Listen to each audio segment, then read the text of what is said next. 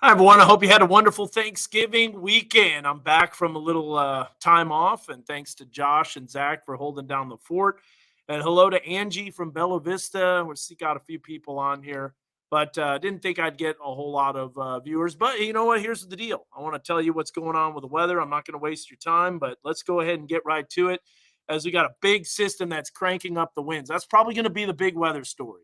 Is that the winds are really going to whip up. Now, originally, on Monday and Tuesday of last week, we were doing Facebook Lives. In fact, I did one on Wednesday before, vacation for the Thanksgiving holiday, and we were talking about severe weather potential. And that was on the day 7 outlook. But you know what? Things change. Now that storm system is going to be east of us, but it is still a major weather system, and it's going to bring the potential for a widespread severe weather outbreak that could happen across northern Mississippi, southwestern Tennessee, a bunch of other stuff. Strong cold fronts coming in tomorrow night. It's going to lead to a chilly Wednesday. So this front is going to really drop the temperatures, and more rain expected this Saturday through Monday. And so hello to Chantel. How you doing? And Saturn, what up? From Greensboro, North Carolina. Very cool. And Josh Rugger, how about this? Storm chase mode activated tomorrow. Woo Pig tonight. You got the Razorback game that's happening. That's another reason I want to provide this update. Now, before we get to the severe weather risk, I want to tell you what you can expect tomorrow. Where's your trash can going to be? Well, besides all the leaves that are going to be blowing around from the ground and off the trees, it'll probably take the rest of the leaves off if they're not already gone. You're looking at gusts. Look at that. If you notice, we're talking about wind gusts possibly 35 plus. Some pretty strong winds that are going to be taking place. Gusts could be up to 40 miles an hour on Tuesday morning. This is a big weather system, and it is taking shape, but obviously the energy and the moisture and the instability is going to be east of us. But take a look at these wind gusts. Now, sometimes the just to let you know, the HRRR can be overdone in terms of wind gusts, but you can see that burst of wind as the energy starts to move through. And then you can say 37 for wind gusts in Fayetteville, 43, but it does get stronger than this, as you'll see here, around 50-mile-an-hour winds just before noon. So that's when that system comes through, and we're taking a look at some major winds. Now, the River Valley will have a little less, but still some strong winds. And then you've got higher elevations that will really see the crazy, crazy winds. And then you'll see here on the wind gust, they'll start to die off. So you see that, how they kind of drop off Tuesday afternoon. So by Tuesday evening, you see this line on here. It's a very sharp line that shows from lighter winds to stronger winds. That's the cold front. Now watch the cold front as it comes in. Right around 7:30, this front's going to plummet the temperatures, take them south very quickly, and really bring in some cold weather Wednesday morning. Behind that front, the temperature is going to drop pretty substantially, pretty quickly as well. Vince Hill saying, I installed your HVAC system. Well, thank you, Vince. And it's working well. I appreciate that. And hey, thanks, man. That's all I can say. I'll be needing to flip on the heat on Wednesday morning. Wait till you see the temperature that's going to be dropping. Chantel says, remember that year a while back when we had rain, then storms and tornadoes, and woke up to several inches of snow in less than 24 hours? That's like an average Tuesday in Arkansas. No, to be honest with you, Chantel, I do remember that's a big system for sure. Josh Rugger said, instead we got cows like Twister. He'll be, we got trash cans. I'll be like, debris. All right, so that's a look at the winds. Now let's take a look at this severe weather risk that's materializing. So we've already got a 4 out of 5 severe weather risk, and so you can see a level 1, level 2, 3, and 4. I mean, there's not many severe weather risks that reach moderate, even on the day 1. This is a day 2 moderate, so it probably and could go to a high risk tomorrow. Will they do it? Will they go high risk? I think so. I do. The models are breaking out a lot of precip. They'll have to look and see what's happening. But the way this system comes in with not a whole lot of activity in the morning and a lot of instability, I think there could be a high risk, and it could be right around 16:30 that they issue that high risk. I don't think it'll be a high risk at 6Z, which will be midnight. Michael said, better get that toupee glued down tomorrow. Oh, that's hilarious. If you're talking about Tommy Boy, when he's like, don't say a word about the toupee coming off.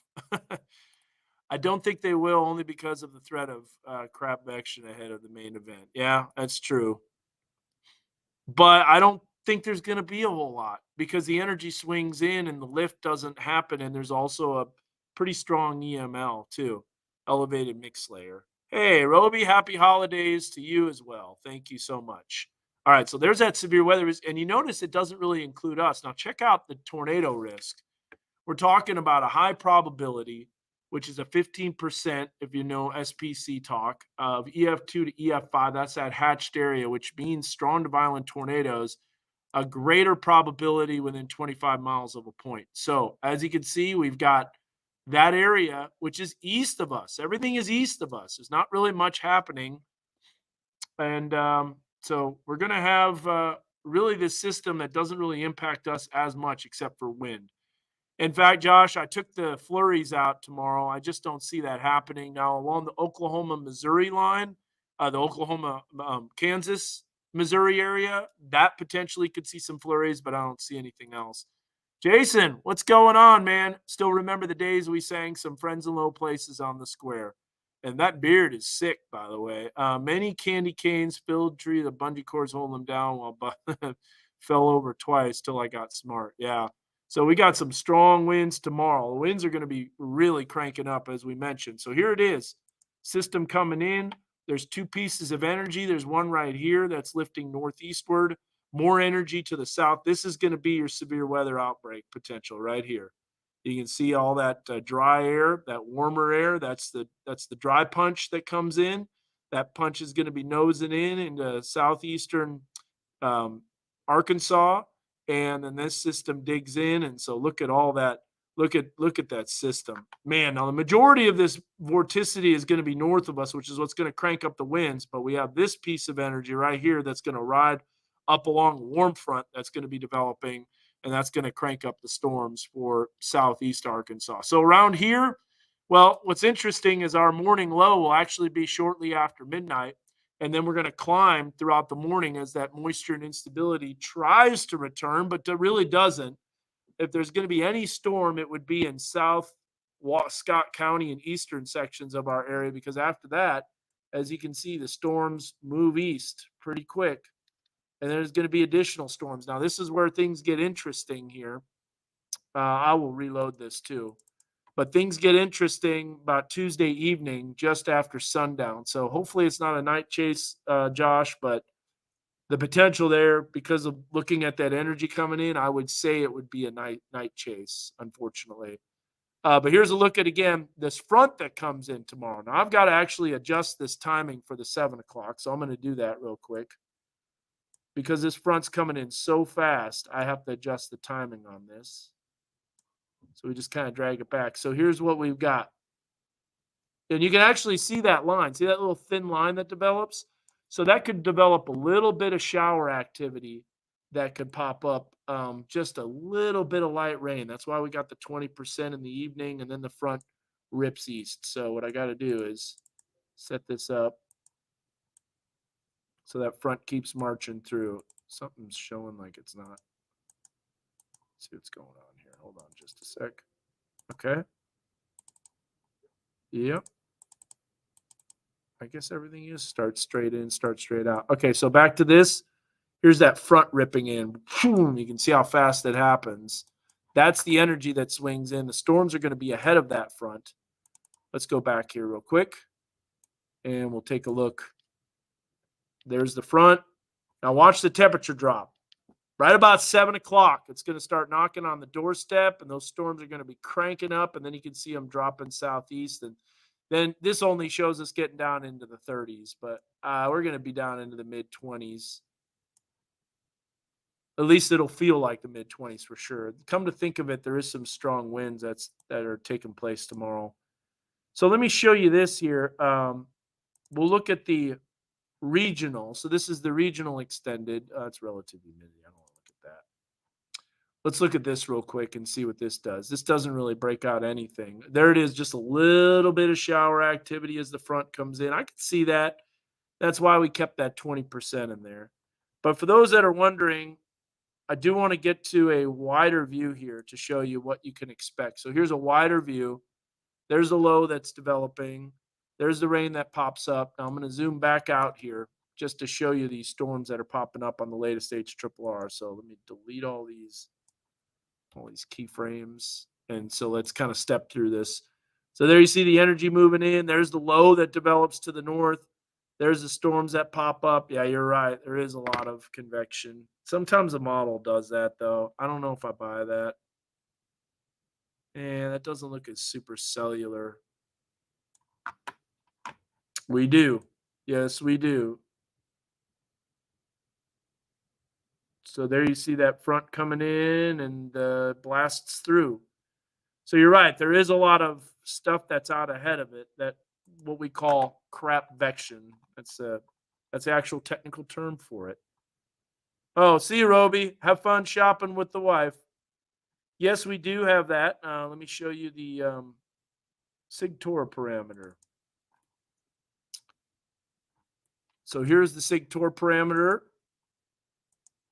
Close that out. Yes, leave that.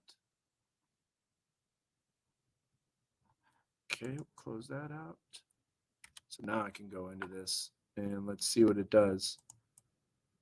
So it's going to really ramp up in southeast Arkansas. So check this out. Delete that. Okay, here we go. Ready? There it comes. It just doesn't develop around here. So there's 1 o'clock. Now it should crank up even more here. There it goes. Yep. Man, Mississippi goes crazy right about 5 o'clock. That's because of that low-level jet. So this system is marching east pretty quick. And then look at that. Tupelo, Starkville, really under the gun. So we'll have to see how that pans out. But there's your SIG-TOR parameter that gets into the purples, actually, and then starts to march east. I still think this severe weather risk could materialize in Alabama, too. So when we go back to this risk, you're going to see it real fast, that it does extend all the way into Alabama now.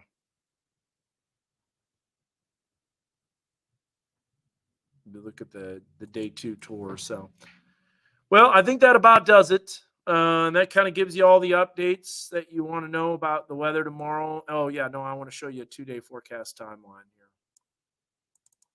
here. Central Mississippi gone wild for sure. So Jacob, I don't think they're pump faking. Like December of last year, everything was going to be east, and then it was a little farther west. If it's farther west, it could be central Arkansas, but it's not going to be here. I just don't see it. We're very dry right now. We don't have the moisture. We don't have the instability.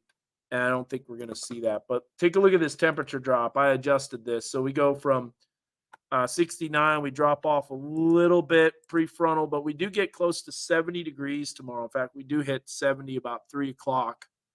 And then you can see that temperature drop as the front comes in. It's a good question, Trey. We showed that, but probably around 30. I say gusts up to 30, 20. It'll be 15 to 20 with gusts up to 30.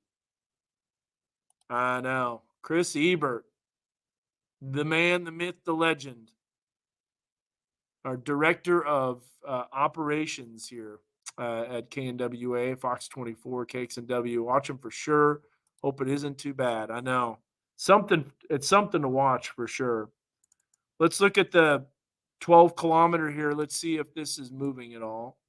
No. Okay, so here's an example of the energy that's coming in. Really not a whole lot of storms. Oh, it does have quite a few isolated cells. I wouldn't doubt if wow, look at that. Bunch of isolated cells in Mississippi. This does appear to be more of a Mississippi event, Josh. You might want to start east of the Mississippi River, because you won't be able to get east of the Mississippi River and track these storms. I'll tell you who I think is in trouble. Jackson, Mississippi, I think Yazoo City is in trouble. I think there's going to be Tupelo, Starkville. Those areas are going to be impacted or very close. It could be worse. It's not a volcano eruption. It's funny you mentioned that because if we pan up to Yellowstone here, let's see what we've got by Yellowstone. Oh, thankfully, no, nothing going on. Just a bunch of snow. But see, there's I don't think any flurries coming through. I just don't see it because the energy's going so far north. Wow, look at all those supercells. I think this risk is going to be marching east quick. It's a lot of storms. That's going to be a busy night in the southeast. Anybody want to chase in the ocean? Look at that. Like a stationary supercell that's probably going to put down tornado after tornado over water. That's pretty cool. Okay, guys. Well, you have a good rest of your Monday. Go Hogs. Be safe. Be safe, Josh. You know, you'll have a tough chase tomorrow, but there's going to be a lot of people out there too in that moderate risk. Yeah, I take it back. I don't think they're going to go high risk. Yep, compressional warming could make us a lot warmer tomorrow than what's expected. And that's exactly what I've done. I've already accounted for that in the forecast because we do get that south-southwesterly wind. Very good, Jacob. Jacob's on the ball on that. Because I already have us. I went warmer than the models. Models are only going mid 60s. So here's a look right here. Yeah, see that? 70. You can see where I adjusted the numbers too, but they did not. And then there's that front coming in, and then there's the mid 20s with that wind dying down.